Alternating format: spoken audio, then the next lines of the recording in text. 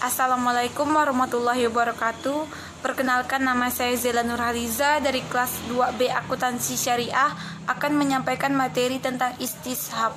Pengertian istishab. Istishab secara etimologi adalah isim masdar yang berarti tasyab as-subah atau mencari hubungan atau adanya saling keterikatan. Adapun menurut ulama usul ialah menetapkan sesuatu menurut keadaan sebelumnya sampai terdapat dalil-dalil yang menunjukkan perubahan keadaan atau menjadikan hukum yang telah ditetapkan pada masa lampau sampai terdapat dalil yang menunjukkan perubahannya. Macam-macam istishab. Muhammad Abu Zahroh membagi istishab menjadi 4 bagian. 1. Istishab al-bara'ah al-asiliyah dapat dipahami dengan contoh sebagai berikut, seperti tidak adanya kewajiban melaksanakan syariat bagi manusia, sehingga ada dalil yang menunjukkan dia wajib melaksanakan kewajiban tersebut.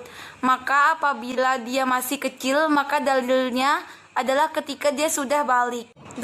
Istishab madala asyari au al-akli ala wujudi bisa dipahami, yaitu bahwa nas menetapkan suatu hukum dan akal pun membenarkan atau menguatkan sehingga ada dalil yang menghilangkan hukum tersebut. Contoh, seperti dalam pernikahan, bahwa pernikahan itu akan tetap sah ketika belum ada dalil yang menunjukkan telah berpisah, seperti dengan mentalak. 3. Istishab al-hukmi bisa dipahami apabila hukum itu menunjukkan pada 2 tema, yaitu boleh atau dilarang, maka itu tetap dibolehkan sehingga ada dalil yang mengharamkan dari perkara yang diperintahkan tersebut. Begitu juga sebaliknya, seperti dalam sebuah ayat Allah Subhanahu wa Ta'ala berfirman, "Dialah yang menjadikan segala yang ada di bumi untuk kamu." Quran surah 2 ayat 29. Maka setiap apa yang ada di muka bumi ini pada asalnya adalah boleh, sehingga ada dalil yang melarangnya. 4. Istishab al-wasfi dipahami dengan menetapkan sifat asal pada sesuatu, seperti tetapnya sifat hidup bagi orang hilang sehingga ada dalil yang menunjukkan bahwa dia telah meninggal, dan tetapnya sifat suci bagi air selama belum ada najis yang merubah baik itu warna, rasa, atau baunya. Urf. 1. Pengertian urf.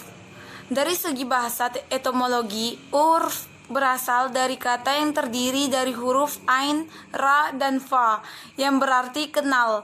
Dari kata ini muncul kata ma'rifah atau yang dikenal atau pengetahuan, ta'rif atau definisi, ma'ruf atau yang dikenal sebagai kebaikan, dan kata urf atau kebiasaan yang baik. Arti urf secara harfiah adalah suatu keadaan, ucapan, perbuatan, atau ketentuan yang telah dikenal manusia dan telah menjadi tradisi untuk melaksanakannya atau meninggalkannya. Di kalangan masyarakat, urf sering disebut adat. Dr. Abdul Wahab Khalaf dalam bukunya menyebutkan urf adalah segala sesuatu yang sudah dikenal oleh manusia karena telah menjadi kebiasaan atau tradisi, baik bersifat perkataan, perbuatan, atau dalam kaitannya meninggalkan perbuatan tertentu, sekaligus disebut adat. Menurut ahli syara, urf bermakna adat. Dengan kata lain, urf dan adat itu tidak ada perbedaan. 2. Pembagian urf. Urf dapat dibagi atas beberapa bagian. Ditinjau dari sifatnya, urf terbagi menjadi urf kauli dan urf amali. A. Urf kauli ialah urf yang berupa perkataan seperti kata walad. Menurut bahasa, walad berarti anak, termasuk di dalamnya anak laki-laki dan perempuan. Namun dalam kebiasaan sehari-hari, biasanya diartikan dengan anak laki-laki saja. B. Urf amali ialah urf yang berupa perbuatan, contohnya seperti jual beli dalam masyarakat tanpa mengucapkan syigat atau ijab kabul.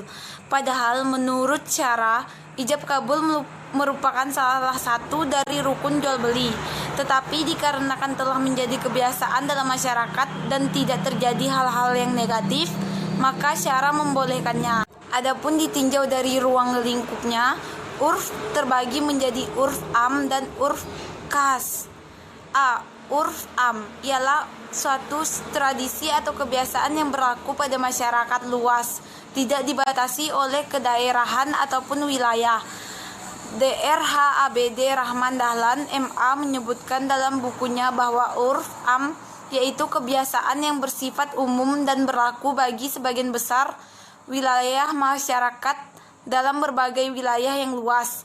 Misalnya, seperti kebiasaan masyarakat secara umum yang menggunakan uang kertas sebagai alat tukar dalam jual beli, ataupun kebiasaan masyarakat yang memuliakan setiap orang yang mempunyai kelebihan di antara masyarakat tersebut. B. Urf khas ialah suatu tradisi atau kebiasaan yang berlaku pada masyarakat tertentu dan di wilayah tertentu. Contohnya seperti dalam hal pernikahan, tradisi suku Batak adalah tidak bolehnya menikah laki-laki dan perempuan yang semarga, dikarenakan mereka menganggap antara laki-laki dan perempuan itu masih mempunyai pertalian darah. Adapun kebiasaan sebagian bangsa Arab, menikahkan anaknya dengan anak saudara laki-lakinya adalah lebih utama, dikarenakan pernikahan itu akan membuat hubungan kekeluargaan lebih rapat. Selanjutnya ditinjau dari segi keabsahannya. Urf terbagi kepada urf sahih dan urf fasid. A. Urf sahih ialah suatu tradisi atau kebiasaan masyarakat yang tidak bertentangan dengan Al-Quran dan hadis, serta tidak menghalalkan yang haram dan tidak pula menggugurkan kewajiban. Contohnya seperti tradisi masyarakat Aceh dan Indonesia umumnya, menggunakan kain sarung dan kopiah atau peci untuk sholat, ataupun tradisi masyarakat membuat kue-kue ketika hari raya Islam, membawa kado atau hadiah pada acara walimatul ursi atau pesta pernikahan, dan lain-lain. B. Urf fasid ialah suatu tradisi atau kebiasaan masyarakat yang bertentangan dengan Al-Quran dan hadis, serta menghalalkan yang haram dan menggugurkan kewajiban. Contohnya seperti tradisi masyarakat yang menyajikan sesajen di kuburan atau tempat-tempat angker lainnya. Hal tersebut merupakan kemusyrikan dan sangat bertentangan dengan dalil syara. Kebiasaan yang seperti inilah yang harus diberantas dan tidak dapat dijadikan panutan. Ada pula seperti tradisi sebagian masyarakat yang merayakan hari ulang tahun seseorang, seperti perayaan yang biasa dilakukan oleh orang-orang kafir, ataupun adat kebiasaan masyarakat yang sering kita lihat pada saat adanya event-event akbar seperti Piala Dunia, di mana orang-orang saling bertaruh dan menentukan siapa pemenang ataupun yang kalah. 3. Syarat-syarat urf yang dijadikan sumber hukum. Kembali Dr. Abd Rahman Dahlan, MA, menjelaskan dalam bukunya bahwa urf yang disepakati oleh seluruh ulama keberlakuannya adalah al-urf as-sahih, al-am, al-mutaharid, atau urf yang dibenarkan dan hukumnya berlaku secara umum, dengan syarat sebagai berikut. 1. Tidak bertentangan dengan nas syara yang bersikap qat. 2. Tidak bertentangan dengan kaidah-kaidah syara yang bersifat prinsip. Sekian yang dapat saya sampaikan. Materi selanjutnya akan disampaikan oleh Saudari Regina Tri Ramadhani. Syar'u man qablana. Pengertian syar'u man qablana, para ulama menjelaskan bahwa syariat sebelum kita atau syar'u man qablana ialah hukum-hukum yang telah disyariatkan untuk umat sebelum Islam yang dibawa oleh para nabi dan rasul terdahulu dan menjadi beban hukum untuk diikuti oleh umat sebelum adanya syariat Nabi Muhammad. Macam-macam syar'u man qablana. Syar'u man qablana dibagi menjadi dua bagian. Pertama, setiap hukum syariat dari umat terdahulu namun tidak disebutkan dalam Al-Quran dan Al-Sunnah. Ulama sepakat bahwa macam pertama ini jelas tidak termasuk syariat kita. Kedua, setiap hukum syariat dari umat terdahulu namun disebutkan dalam Al-Quran dan Al-Sunnah.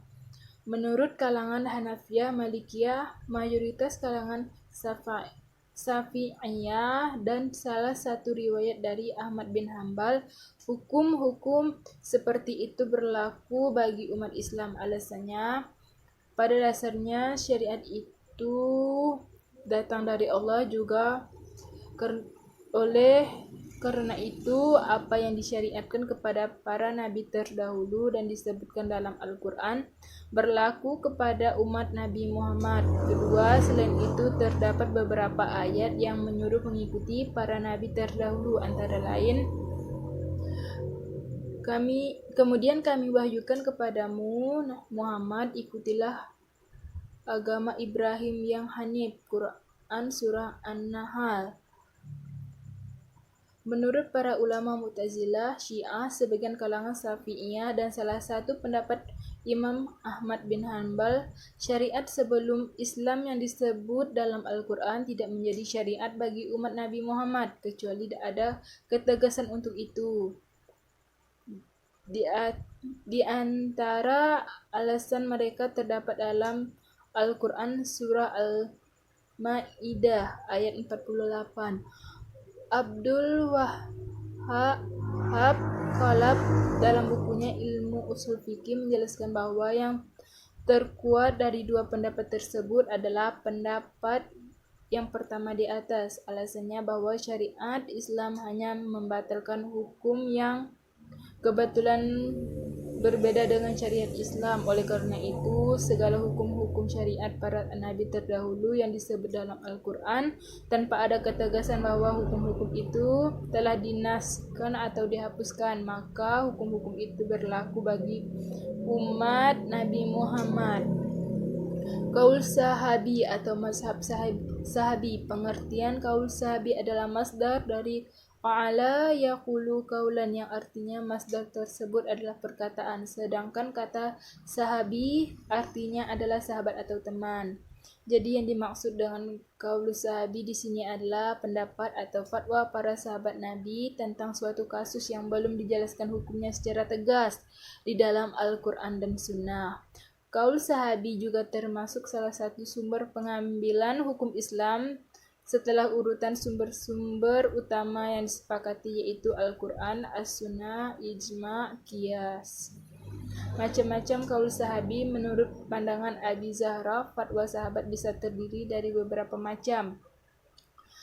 Pertama, apa yang disampaikan sahabat itu berupa berita yang didengarnya dari Rasulullah, tetapi ia tidak mengatakan bahwa berita itu sebagai sunnah Nabi Muhammad.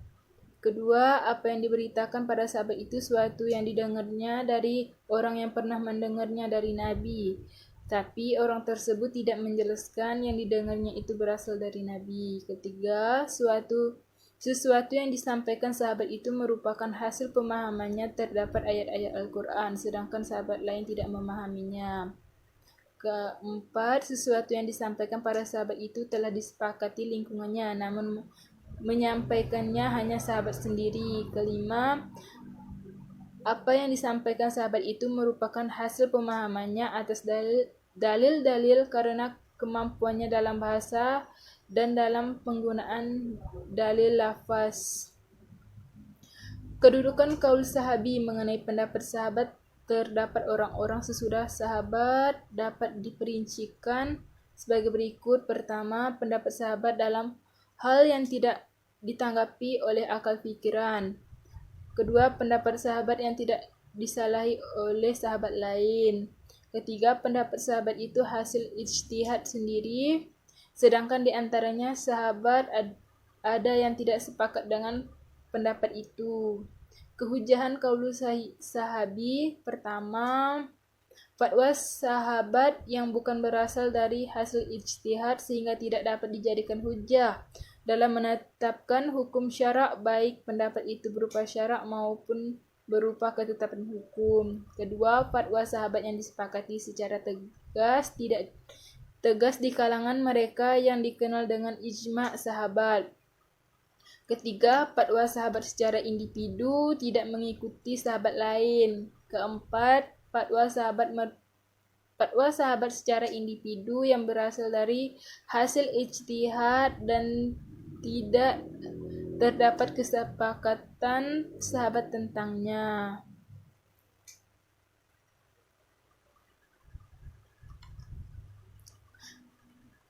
Kalangan Hanafiyah, Imam Malik, kaul Qadim, Syafi'i, dan pendapat terkuat dari Imam Ahmad bin Hanbal menyatakan bahwa pendapat yang dilakukan melalui ijtihad dapat dijadikan hujah, dan apabila terjadi perbedaan dengan qiyas maka pendapat sahabat yang didahulukan. Menurut kalangan Mu'tazilah, Syiah, salah satu pendapat Imam bin Hambal berpendapat bahwa fatwa sahabat tidak mengikat generasi sesudah mereka. Ada alasan yang dikemukakan oleh ulama, di antaranya firman Allah dalam surah Al-Hasyr ayat 592 yang artinya, maka ambillah atau tahu kejadian itu untuk menjadi pelajaran, hai orang-orang yang mempunyai pandangan. Mereka yang berpegang pada pendapat ini beralasan bahwa sahabat bukanlah termasuk orang yang dijamin maksum atau terbebas dari dosa dan kesalahan, sama halnya dengan para mujtahid lainnya. Imam Syafi'i menyatakan bahwa hukum atau fatwa hanya boleh disandarkan kepada dalil yang pasti, yaitu Al-Quran dan Sunnah. Beberapa contoh fatwa sahabat: fatwa Aisyah, fatwa Anas, dan fatwa Umar. Sekian. Baik, di sini saya akan melanjutkan dari materi Regina Tia Rahmadani, yaitu tentang Sad Az-Zariyah. Nah, secara bahasa, kata Sad itu berarti penghalang atau sumbat, dan Az-Zariyah berarti wasilah atau jalan ke suatu tujuan. Maka dapat dikatakan bahwa Sadduz Zariyah adalah upaya menghambat atau menyumbat semua jalan yang menuju kepada kerusakan atau maksiat. Nah, bisa juga diartikan itu sebagai melarang suatu perbuatan untuk menghindari perbuatan lain yang dilarang. Kemudian Zariyah dilihat dari bentuknya itu dibagi menjadi 4. Nah, yang pertama adalah yang secara sengaja ditunjukkan untuk suatu kemafsodatan, misalnya meminum minuman keras. Hal ini dilarang oleh syara. Yang kedua adalah pekerjaan yang pada dasarnya dibolehkan tetapi dilakukan untuk suatu kemafsodatan, misalnya nikah tahlil. Hal ini dilarang oleh syara.